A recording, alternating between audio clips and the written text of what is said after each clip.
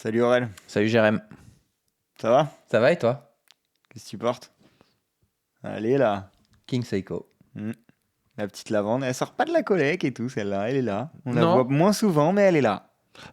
sortira pas. Ouais, tu l'adores? Oui, et puis dans mon côté collectionneur, avoir la vintage et la moderne, c'est Ah ouais, une obligation. de fou. Donc tant que j'ai l'une et que je peux pas vendre parce qu'on me l'a offert pour mes 40 ans, Ouais, voilà. encore une idée de con ça. Encore une idée à la con. Donc je suis obligé de la garder en Ouais, moderne. ah voilà. Voilà. Là, t'as ton petit duo, voilà. J'ai mon petit duo. Moi, je fais une Aurel, je fais une ligne droite, ce qu'on appelle une ligne droite. Ça veut dire que tu l'aimes Ah oui, j'ai et que du c'est mal à l'enlever là. et que c'est un bon achat. Ouais, j'ai du mal à l'enlever, vraiment. Tant mieux. On parle de quoi? On parle, je suis très content parce que on reparle de Raymond Veil, Oui. on parle de la millésime. Et ça, je viens de penser, on n'a jamais parlé de la millésime. Non. Et on parle de la nouvelle millésime en Tuxedo. Ta petite passion du moment. Bah, il y a un débat. On va se la faire en actu parce que j'ai pas envie de faire boîtier, cadran, machin, même si on n'a jamais parlé de cette collection. On va venir sur tout ça tranquillement. Ouais. Mais parce que j'ai surtout envie qu'on débatte. Oui, avec plaisir. Voilà. Donc je vais te Débattons. poser des grandes questions, Aurélien. Des questions choc un peu. On va des questions choc. D'accord. Exactement. Et on va débattre. Et vous aussi, vous allez débattre avec nous. Vous pouvez venir en commentaire, nous parler. Première question, on commence? On se lance dans cette vidéo? Allez, c'est parti.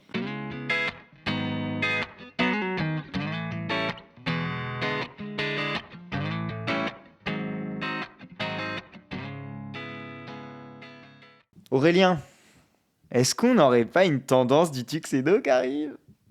Eh ben écoute, oui. Oui. Oui, À oui, quel oui. moment on parle de tendance? Est-ce que c'est quand il y en a déjà deux? Est-ce que c'est quand il y en a trois? Est-ce que tu vois? Oui, non, mais il y a une tendance au tuxedo. Et je vais te dire, c'est pas pour me déplaire, parce que je trouve que ça apporte un truc aux montres. Mais oui. Il y a des montres que je redécouvre en tuxedo. J'adore. Et moi qui aime bien les petits boîtiers, enfin, les montres pas trop grosses au final, je Le trouve que Tuxedo, ça ça la renferme. c'est vrai. Je suis d'accord avec toi. Et puis j'ai un côté aussi un peu binaire. Oui. Et ce côté les heures sur un cercle bien rangé, bien défini, les minutes ailleurs. Enfin, tu vois, je trouve que c'est un côté, le tuxedo, très rangé Ah, c'est très rangé. qui me rassure. Ah, je suis complètement d'accord. Pour refaire un peu le truc, c'est que il y a eu Serica qui a sorti ça. Oui, Ensuite, il y a eu Oris qui a Oui. sorti, enfin, sincèrement pour moi, la sortie du début d'année. oui. Avec tout ce qui va avec, du retour aussi un peu, ça signe un peu le retour d'Oris selon nous. Il y a plein de choses qui Euh, embarquent cette Oui, montre un qui peu vont plus loin encore que quand la on simple connaît la montre. marque depuis plus longtemps. Oui. Et pour le coup, elle est vraiment très très bien faite, la Oris, Mm. pour l'avoir re-eu au poignet, tout ça. Je me dis, waouh, ils ont bien travaillé. Et là, Raymond Veil, il va de sa Tuxedo. Raymond Veil qui parfois peut être un peu plus en retard Oui, sur des tendances comme ça. oui. Tu vois ce que je veux dire? Et là, ils sont dedans. Et là, ils sont dedans tout pile. Oui. Alors, c'est peut-être aussi un peu un hasard de calendrier. Mais en tout cas, je suis content de les voir ici. Alors, on va aller un peu plus loin dans le débat. Mhm. Le Tuxedo, c'est que noir et blanc. Alors, je dis noir, ça peut être blanche, ça peut être sable ou Oui, silver. et cru. Écru, blanc cassé, appelez ça comme vous voulez. Est-ce que ça, pour toi, c'est Tuxedo? Est-ce que ça, pour toi, c'est Tuxedo? Et est-ce que ça te fait plaisir? Alors pour moi, c'est tuxedo, mais à 300%. Oui. Et ça me fait extrêmement plaisir. Oui, moi je suis Parce d'accord que, avec toi. parce que, en fait, où celle-là est très jolie, la noire et blanche, ben elle va peut-être m'ennuyer, tu vois. Oui. Alors que, typiquement, je peux acheter ça, dans 6 mois la revendre pour acheter ça. Mais que ça existe en Bordeaux, je sais pas. Avec l'inversé en plus, de mettre le bordeaux plus visible que le reste, où là c'est le blanc qui est le plus visible. Ouais. Moi, en termes d'analyse de collection, vraiment, je trouve ça très très beau. Oui. Je trouve que ça fonctionne, mais alors... Et ce que j'aime de ça, c'est que les trois qu'on vient de citer pour moi, elles se marchent pas dessus. Ça, c'est vraiment différent. C'est deux Oui. Tuxedo, mais elles sont complètement Je suis différentes. d'accord. La Oris, pareil, elle a son truc de Pointer Date, elle a son truc de Silver, elle a son truc de Vintage. Elle, c'est peut-être la Tuxedo la plus dresse. C'est la plus dresse. Tu sais à quoi elle me fait penser? Je te pose un truc là. Eux, c'est sûr qu'ils l'ont vu avant parce que c'est des. Ils savent tout ça avant nous. Oui. Ah bah oui. Ah oui, oui, oui, à fond. Ah bah à fond. Oui, à fond. À fond. Ouais, t'as raison. Je sais pas s'il y a une inspi. Non, je sais pas. Bah après, pour avancer le débat, j'ai demandé envoyez-moi la millésime quand même, parce qu'on va remettre l'église au centre du village. Elle gagne un GPHG en 2023. Mm. Ça relance complètement Raymond Veil. Hein. Je pense qu'aujourd'hui, c'est pour ça qu'on est content de vous parler d'une millésime aujourd'hui. Je pense que si ça gagne pas le GPHG, on vous parle pas de Raymond Veil, nous, aujourd'hui. Oui, peut-être pas. C'est un peu leur Raymond Veil, la millésime, c'est devenu un peu leur Tsuyosa, leur PRX. Oui, c'est le best-seller. Hein. c'est le best-seller qu'ils ont décliné en chrono, en phase de lune, En 35 mm aussi. en 35 mm. C'est en vrai, à chaque fois qu'ils sortent une millésime, je trouve ça beau. C'est bien fait. La phase de lune, en plus, ils ont quand même à chaque fois une petite singularité, je trouve. Oui, dans quelque chose de très classique quand même. Dans quelque chose Oui. de très classique, ils ont une petite singularité. Là, tu vois, toutes les millésimes ont cette espèce de cross-dial Oui. qui En est fait, très si tu léger. veux, ce qui me fait penser que Raymond Veil fait du tuxedo en étant dans la tendance sans s'en être vraiment rendu compte, c'est pour ça que je voulais qu'il m'envoie celle-ci. Si tu regardes bien, il y a une différence de finition qui fait que cette montre était déjà une tuxedo sans Ouais. le savoir. C'est un peu Une tuxedo de finition. Ouais, tu vois. ouais. C'était un sector un peu. Voilà. Et ils l'ont transformé en tuxedo juste en mettant un halo de couleur. Oui. Et Ouais. moi, je me rappelle, le frère de FX était passé à la boutique. Avec celle-ci, elle venait de gagner, ou elle avait gagné depuis pas longtemps. Et je l'avais eu en main et je m'étais dit, en premier lieu, bien fini le truc. Hein. Ben là, c'est vraiment le mot que je voulais dire. Depuis que je les ai sous les yeux, Ouais. c'est quand même c'est c'est quand même fini. Hein. c'est très fini.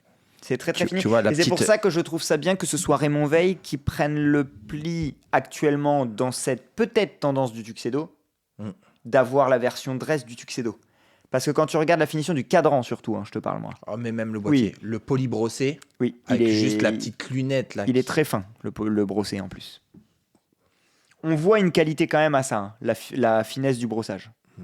Moi, j'allais te dire, elle a des concurrentes sérieuses, surtout quand on va regarder, peut-être qu'on va s'attarder sur le prix, tout ça. Oui. Elle a des concurrentes. Mais au final, c'est peut-être, alors on aime ou on n'aime pas, mais si on veut une dress, la plus aboutie en finition. Oui, peut-être. Dans le cadran, parce que dans le reste, quand même.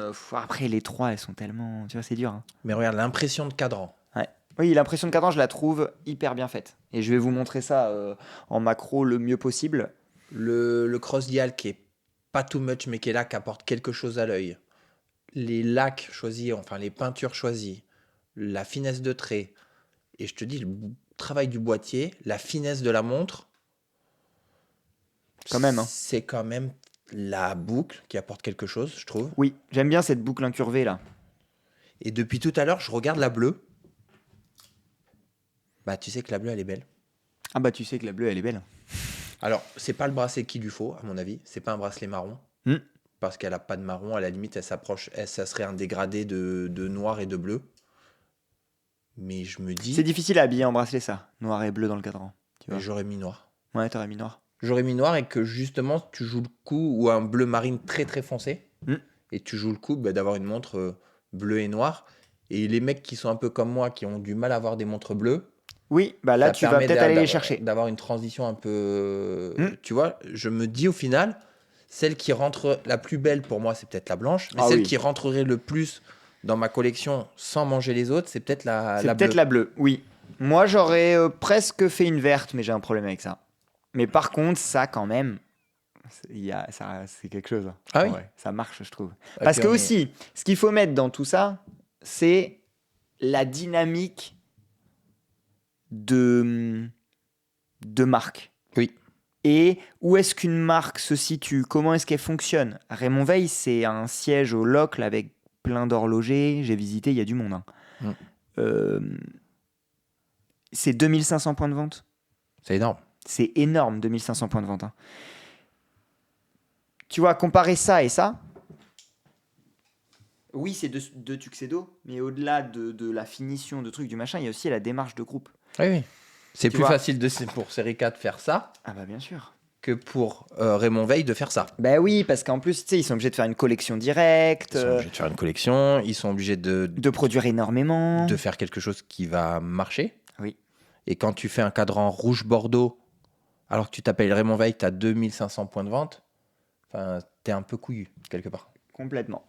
Mais c'est aussi dans leur ADN, parce que la phase de lune, ils font une lune qui sourit. Oui. Tu vois, Moi, j'aime bien. Ils avaient travaillé avec Basquiat. Oui, en fait, ils ont cette double casquette Raymond Veil qui est marrante, c'est que ça s'appelle Raymond Veil, c'est à l'ancienne, c'est truc, c'est traditionnel, familial, machin, mais quand même, tu sais, marque installée depuis très longtemps. Donc, qui doivent te faire des choses pour 2500 points de vente, présents partout dans le monde. Et d'un autre côté, ils vont collab avec Basquiat, avec Seconde Seconde. Ils vont te faire une lune qui sourit, mais sans te dire c'est une collab ou un truc, c'est juste qu'on avait envie qu'elle soit contente. Ouais. Tu vois? Ils te sortent la toccata. La toccata, vous l'avez. Alors, j'étais très content de cette vidéo parce que vous l'avez très bien accueillie. On a beaucoup débattu. Au Time Fest, il y a le nombre de gens qui nous en ont parlé. Je trouve qu'ils sont dans une bonne mouvance, la marque. Oui. Tu vois? Alors, j'ai une autre question, Aurélien. Et là, Encore je pense qu'ils vont répondre aussi. J'ai une autre question. Automatique sur le cadran, tu t'en dis quoi? Il est marqué automatique sur le Ouais, cadran. dans le compteur petite seconde. Oh, je l'avais pas vu. C'est fin. J'ai encore d'autres questions, hein. Oui, je l'aurais pas mis. Voilà. Oui, je l'aurais pas. Tu me demandes à moi en réunion Mais- produit, est-ce qu'on le met, est-ce qu'on le met pas non. Moi, je vote non. Voilà. Oui, je suis d'accord. Ça tue pas la montre, hein, pour le coup. Ça la tue pas, mais elle serait mieux sans. Je trouve. Je suis d'accord. J'ai une autre question, Aurélien. On a répondu rapide, celle-là. J'ai une autre question. Est-ce que le petite seconde sur une Tuxedo, c'est pas le truc en plus qui marche trop bien? Ouais, je trouve que ça marche trop bien. En fait, ce que j'aime, c'est que la Serica, c'est bien qu'il n'y ait rien parce que c'est l'ADN Serica. Oui, mais C'est les index, les aiguilles qui viennent chercher. t'as vu le Tuxedo comme il est travaillé chez Serica?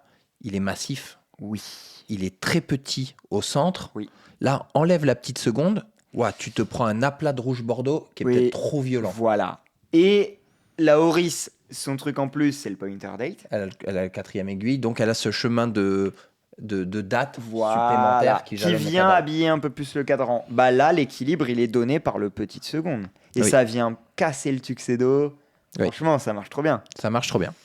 Belle inspiration Longines quand même, hein. Voilà, quand tu regardes, je pense, j'aimerais bien savoir s'ils ont vu cette montre. et qu'ils S'ils se ont sont vu dit- cette montre, ouais. Mais en même temps, quand tu regardes ça, tu te dis bah non, c'est l'évolution vraiment de ça. C'est vraiment, on a mis de la peinture où il n'y en avait pas. Ah ouais, parce que regarde, le tout est pareil, hein. Ouais. Et je trouve que tu vois, ça la change énormément, cette montre, le fait de passer d'index bâton à chiffre arabe. Oui. T'es pas d'accord avec moi? Oui. Ah, Là, ça la change beaucoup. T'as une montre, je sais pas, là elle est très classique, mais je peux pas dire elle est vintage ou moderne. Oui. Et là, je trouve que t'as un truc un peu sport chic héritage, tu vois? Oui, enfin ouais, il y a un côté héritage, ouais. héritage, tu vois? Où tu peux te Vraiment. dire, Oui, bah, elle a pas de notion vintage. non, Et d'un coup, tu mets juste des chiffres arabes, pas en plus avec une type aussi vieille, mais juste des chiffres arabes, un tuxedo, et t'as l'impression que elle, c'est l'arrière-grand-mère. Ouais. Mais bien redessiné, quoi. mais avec une touche quand même de modernité. Ouais. C'est dur à expliquer, mais je trouve que ça change. Enfin, on parle des fois des marques qui usent et qui abusent des déclinaisons, quitte à se perdre un peu. Oui. Je trouve que là, l'une, tu vas chercher quelqu'un d'autre. Bah oui. Alors là, t'as répondu à une grosse question, c'est est-ce que la millésime, il faut, comme on en parlait pour la Tsuyosa, est-ce qu'il faut l'essorer le plus possible Moi, je suis pour qu'il faille pas l'essorer le plus possible. Non, il faut Maintenant, être il y a une intelligent. démarche de groupe qui oblige à décliner ton truc qu'a gagné le GPHG pour le transformer en croissance pour ta maison et en acquisition de nouveaux Ouais, non, mais poignets. est-ce que Tu vois ce que je est-ce veux que dire? tu vois des erreurs? Moi, je trouve que Ben non. celle-là, C'est justement ce que j'allais dire, juste pour terminer, c'est que ça fait partie des déclinaisons ultra efficaces. Ouais. Et où tu te dis pas, oh, ils nous servent encore du millésime. le chrono, je le trouve logique. Oui. La phase de lune, je la trouve logique. La 35 mm, plus que Et logique. puis, tu vois, elle est quand même très identifiée à un sous-cadran. Oui. Donc, que ce soit un sous-cadran de lune ou un sous-cadran de petite seconde, Oui, c'est ça bon. peut être. Ou Oui. un sous-cadran de chrono, Oui. tu vois. Bien sûr. On bien travaille sûr. toujours ce rond dans le rond. Ouais, et je ouais. trouve que c'est intelligent. Je suis d'accord. On pourrait imaginer une réserve de marge peut-être un jour. Oui. Mot de la fin? Mot de la fin, oui. Je sais pas, t'avais autre chose à dire? Parce que mot de la fin, je vais te parler du prix, forcément. Ok. Oui, oui, bah allons-y.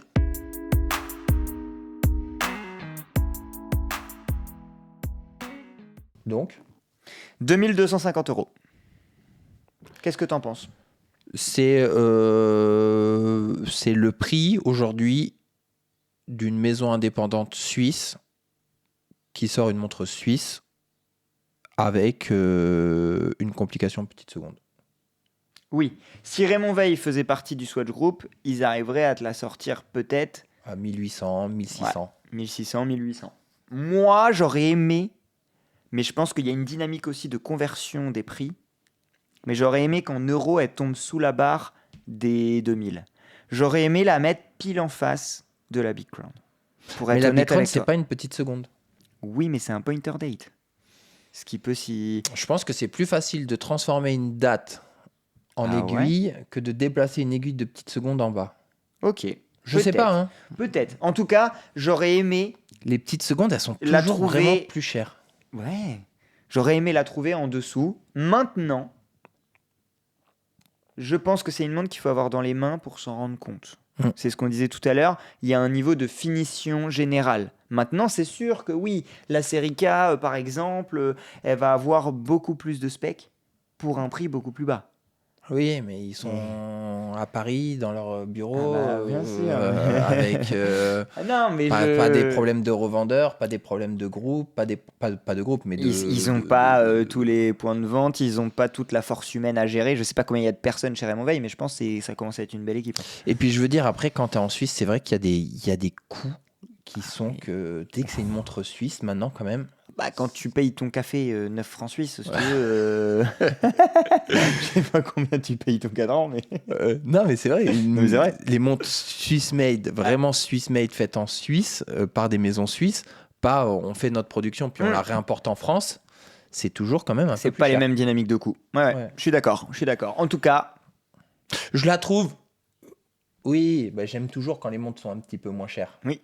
Mais je la trouve pas déconnante au vu de où on en est rendu aujourd'hui. Et puis ça, il faut en être non, conscient. puis t'as un partenariat privilégié avec Celita où je pense qu'ils mettent les mains dans le cambouis quand le mouvement il arrive. Tu sais, quand on Ouais. parlait Doris, c'est un des meilleurs emboîteurs selon Oui. nous. Bah, je pense que Raymond Veil fait partie aussi de cette élite d'emboîteurs plus, Ouais. qui a eu un partenariat avec Celita très tôt.